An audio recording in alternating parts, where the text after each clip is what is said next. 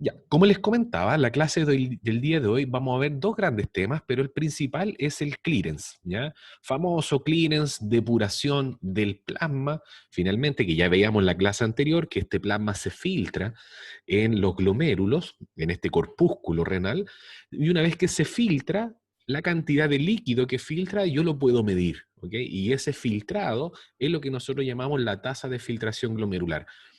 Y eso, para esa medición, yo requiero un indicador, un marcador ideal. ¿Ok? Y esto vamos a ir aprendiendo hoy día. Si no tengo el marcador ideal, yo utilizo la misma fórmula, pero ya no lo puedo denominar tasa de filtración, sino que le denomino depuración o clearance.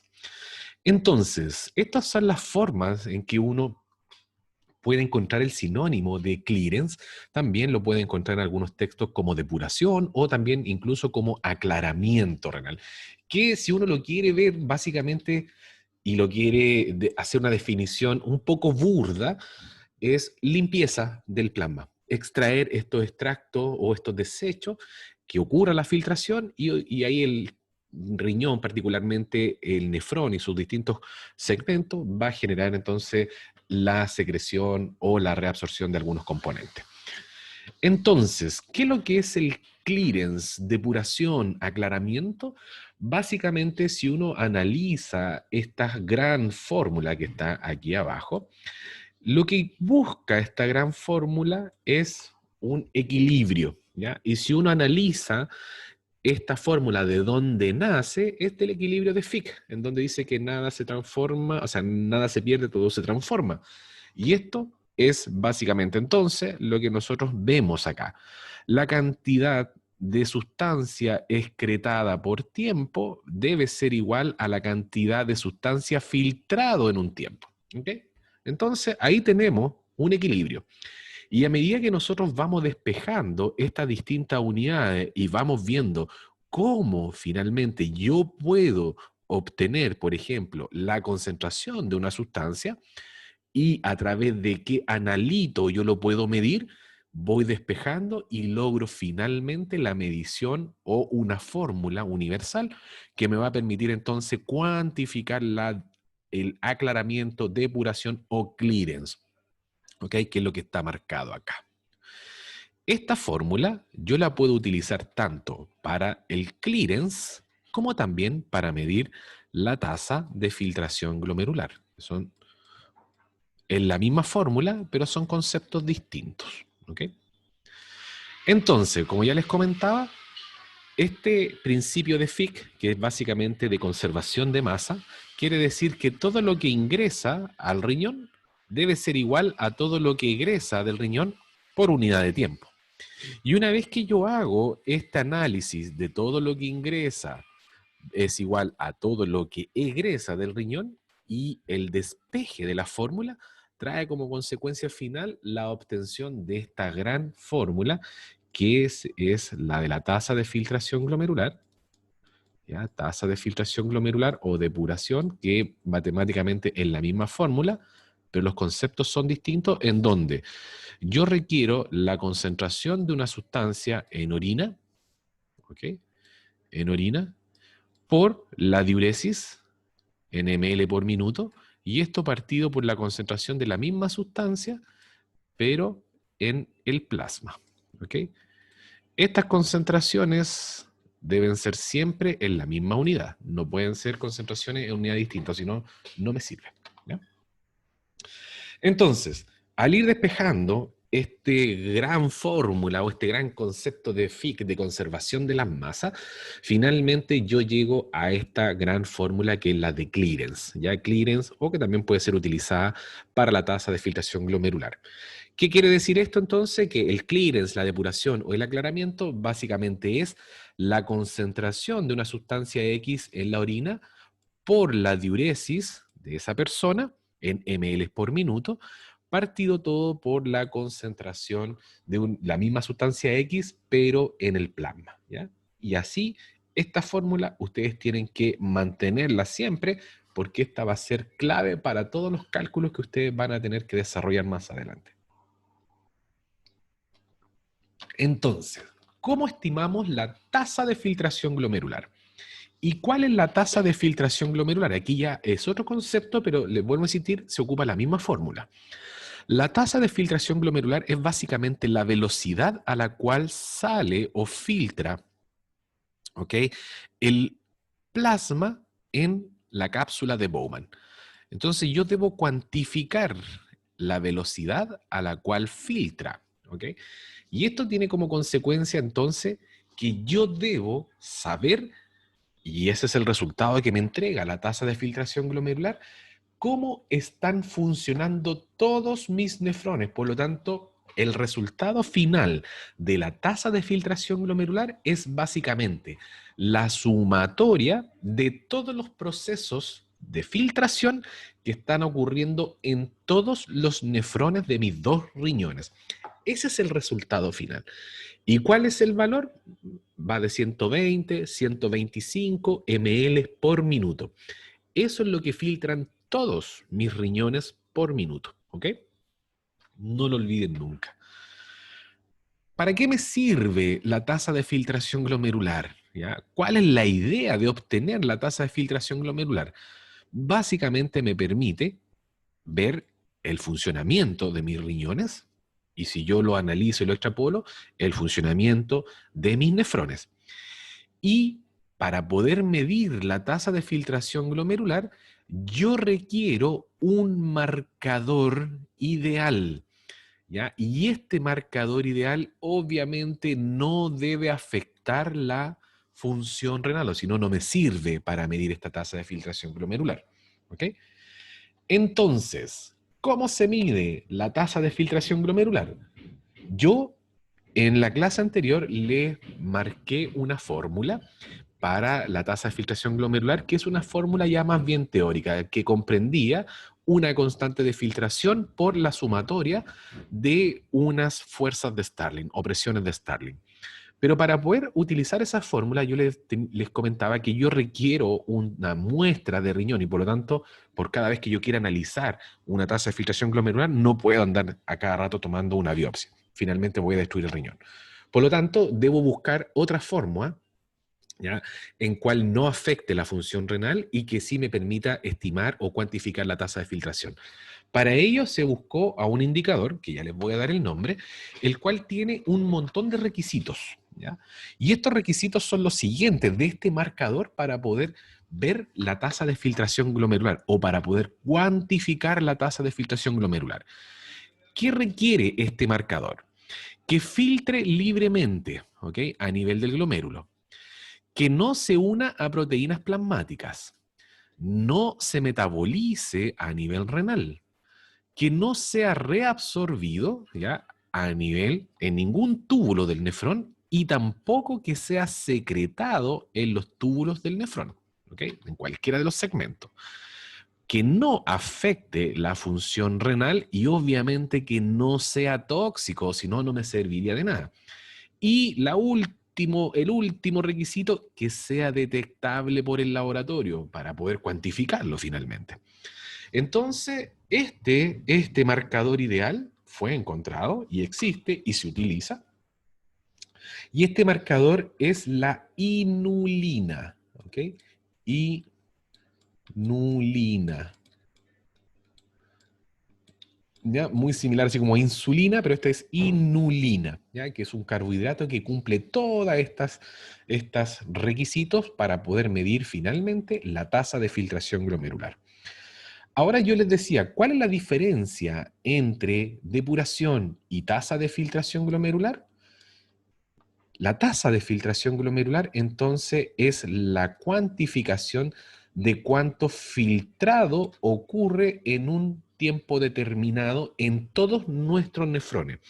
Y para ello yo requiero la utilización de un marcador ideal.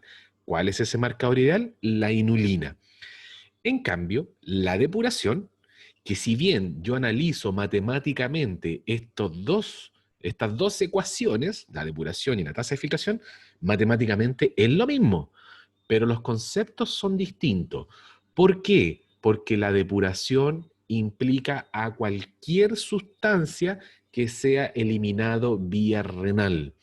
Por lo tanto, aquí ya no le estoy poniendo requisitos a estas sustancias, sino que cualquier sustancia que yo pueda pesquisar en la orina a través del laboratorio clínico, yo voy a declarar la depuración de esa sustancia. Ejemplo, cuánto depura el agua, cuánto depura un metabolito de desecho, que puede ser la creatinina, la urea, el ácido úrico, un montón, ¿ya?, de sustancias que yo las puedo cuantificar en la orina. A eso yo le voy a llamar depuración de esa sustancia. ¿Y qué indica el valor? Indica el mínimo volumen de plasma que ha sido limpiado, entre comillas, por eso ahí está entre comillas, totalmente, ¿ya?, de esta masa que es excretada por la orina, ¿ok? En una unidad de tiempo, generalmente es por minuto. Entonces, si bien la depuración matemáticamente es la misma, ya utilizo la misma fórmula que la tasa de filtración, la cuantificación de la tasa de filtración debe requerir a una molécula que cumpla un montón de requisitos para poder finalmente decir que la tasa de filtración de una persona cualquiera tiene tal valor. Si yo ocupo otra molécula que no cumple estos requisitos, yo no puedo cuantificar la tasa de filtración y solamente me quedo con la depuración, que no son los mismos conceptos. No sé si ahí más o menos lo entendieron.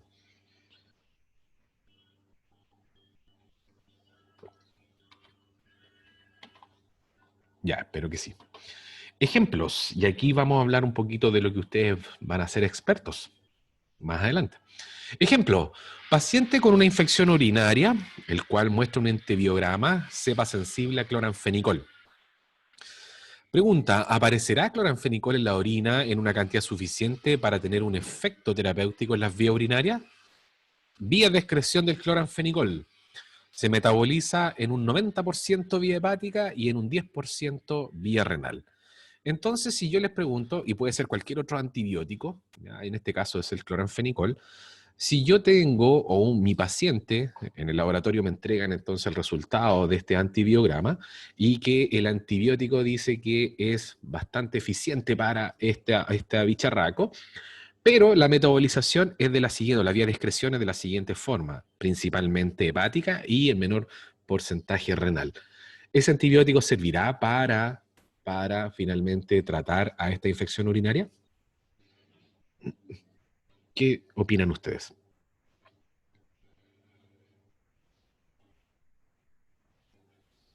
Debería ser al revés, que se excrete más por vía renal para que funcione la vía Extra- urinaria. Muy bien, dice Urbina, no me sé su nombre, así que me imagino que es su apellido, ¿ya? Muy bien, muy bien. Sí, sí, José. José, muchas gracias. Exactamente. Pero en este caso particular del cloranfenicol, como es un antibiótico de amplio espectro y muy potente, sí, igual sirve.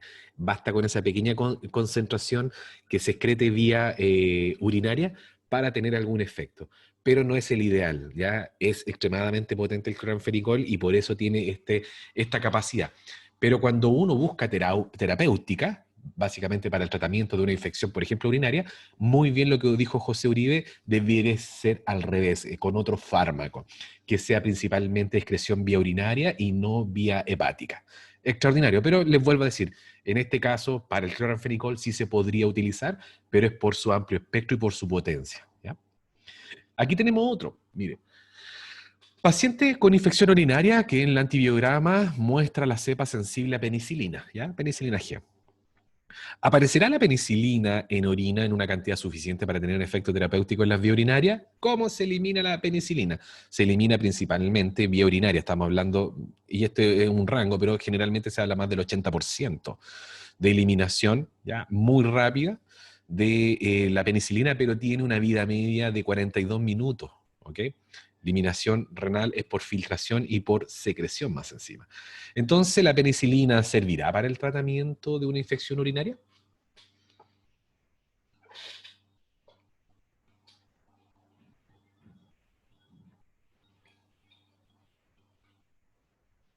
¿Qué creen ustedes?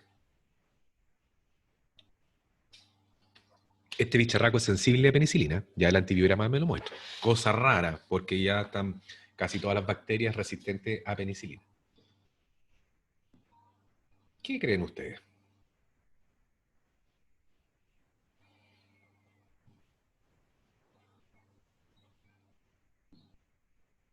Y este va a ser su trabajo en un futuro, por eso les pregunto harto. ¿Qué creen ustedes? Y va a ser eficiente. Va a ser eficiente, pero hay un pero aquí.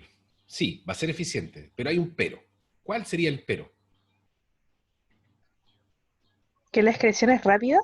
Muy rápida, entonces tendríamos que andar colocando penicilina cada rato, entonces andar pinchándonos el trasero cada 1 hora por lo menos.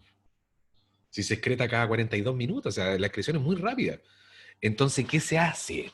¿Ya? Muy bien, muy bien. Gracias, déjame ver el nombre, Victoria, porque tenía justo tapado con el chat ahí. Muchas gracias, Victoria. Sí, habría que andar pinchando a cada rato a este pobre paciente y ya no es tolerable. Entonces, ¿qué se hace con estas penicilinas? Se les coloca un profármaco llamado benzatina, ¿ok? O el probenecid, ¿ya? El probenecid, que impide que se excrete tan rápido vía renal. Dura más tiempo, ¿ya? Circulando en nuestra sangre. Muy bien, ¿ya? Muy, muy bien. Ya, la inulina, como les comentaba, es un carbohidrato. Y este es el marcador ideal para medir la tasa de filtración glomerular. La inulina, este carbohidrato, es bastante utilizado en la cocinería, ¿ya? Porque la inulina, o la empresa de alimentos, porque la inulina entrega sabor dulce, ¿ok? A los alimentos. Pero la característica de esta inulina es que no se absorbe a nivel intestinal. Por lo tanto, si bien yo puedo consumir un alimento que es dulce, finalmente ese dulzor que lo está dando este carbohidrato se elimina vía fecal. Entonces, la inulina, para poder medir la tasa de filtración glomerular de una persona, yo debo inyectarla, ¿ya? Y por eso es una metodología complicada. Yo tengo que mantener al paciente todo el día con un suero, el cual tiene inulina dentro a una concentración determinada, y todo el día bajando suero. ¿Y qué más debo hacer? Requiere, como les decía, una infusión constante de esta inulina, continua, y también requiere que yo le esté recolectando siempre la orina a ese paciente durante las 24 horas para poder hacer entonces este examen. Por lo tanto, me consume bastante tiempo, consume recursos, tanto humanos como de instrumentaria, incluso de habitación, ¿ya? Porque tengo que tener al paciente conectado a una vía que le está constantemente infundiendo esta inulina. Es el método gold standard con el cual yo debo compararme, pero ya no se utiliza, es muy poco práctico.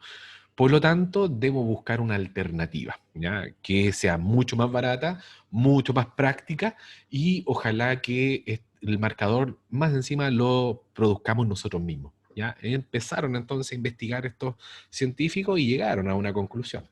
Entonces, ¿por qué se utiliza la inulina? Yo les comentaba porque cumple con todos los requisitos. No se une a proteínas plasmáticas cuando finalmente se inyecta, ¿ya? Se administra endovenosamente, no se metaboliza, filtra libremente, ¿ya? En este capilar glomerular y a través de la barrera de filtración, filtra libremente sin ningún problema, no se reabsorbe en ninguna parte, y por eso está marcado de allí, no se reabsorbe en ninguna parte del nefrón y tampoco se secreta desde los capilares que rodean al nefrón hacia el ultrafiltrado. Por lo tanto, la cantidad que filtra es la cantidad que yo obtengo en la orina. Es equivalente. Y por eso es tan buena la inulina, ¿ok? Porque la misma cantidad que está filtrando es la cantidad que yo voy a recolectar en la orina. Y eso me permite entonces cuantificarla, ¿ya? Y ver cuánto finalmente es la tasa de filtración glomerular. Y no olviden, si yo analizo solamente un nefrón, estamos hablando de nanolitros. Cada uno son nanolitros. Pero si yo hago la sumatoria de los 2,5 millones que tenemos de nefrones, voy a llegar a ese rango que estoy hablando de 120, 125 ml por minuto, ¿ya? Que es finalmente entonces la cantidad o el rango referencia de la tasa de filtración glomerular. Entonces, ¿qué indica la tasa de filtración glomerular? Si yo utilizara la inulina o utilizara para estimar la tasa de filtración otro marcador, indica básicamente la función renal, ¿ok? Es un dato rápido, muy preciso que lo entregan los laboratorios clínicos, básicamente, y me permite ver inmediatamente la función renal al estimar cómo está esa tasa de filtración glomerular. Sirve para la pesquisa de algunas patologías renales y obviamente para el diagnóstico, y así como también para el tratamiento, porque dependiendo cómo esté esta tasa de filtración glomerular, muchos fármacos son ajustados dependiendo cómo está la función renal del paciente. ¿Ok? Sirve para estimar también la severidad de la enfermedad que presenta el paciente y obviamente para tomar decisiones de tratamiento, tanto farmacológicos como también tratamiento un poco más invasivo, como por ejemplo enviar a un paciente a diálisis. ¿Ya? Entonces, la inulina es el marcador ideal, el gold standard, pero no se utiliza. ¿Ya? ¿Por qué? Porque gasta mucho recurso, mucha plata en una institución, pensemos una institución pobre, mucho recurso y por lo tanto se empezaron a buscar otra alternativa. Y se llegó a esta alternativa, a un marcador endógeno, o sea que nosotros mismos producimos. Y este marcador endógeno es la creatinina. ¿Ok? La creatinina, ustedes ya que han pasado por distintos cursos, ¿de dónde proviene la creatinina? ¿Qué es lo que es la creatinina?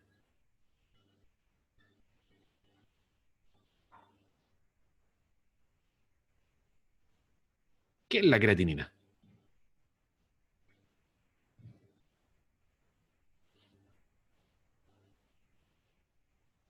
Bueno, sé que se filtra en el riñón. ¿Sí? ¿Pero de dónde viene Victoria?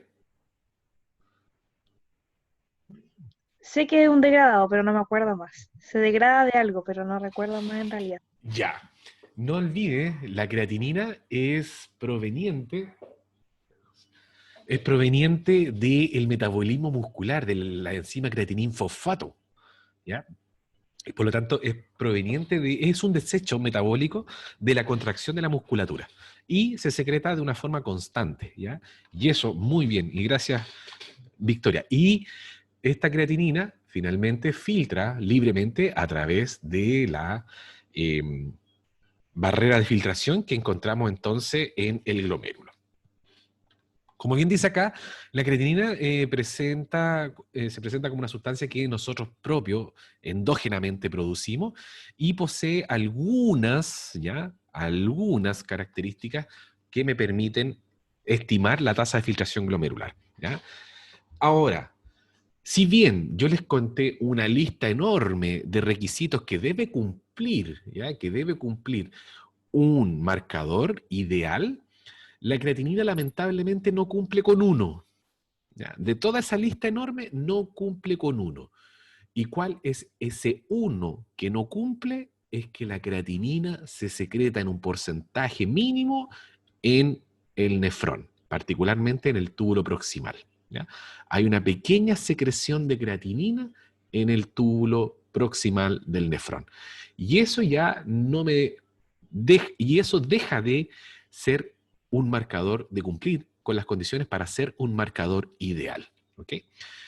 Entonces, como les decía, la creatinina es un marcador endógeno que filtra libremente, no se metaboliza, no se une a proteínas plasmáticas, no se reabsorbe, no es tóxico para el riñón en condiciones fisiológicas, no altera la función renal, es cuantificable por el laboratorio, pero lamentablemente se secreta un pequeño porcentaje en el túbulo proximal.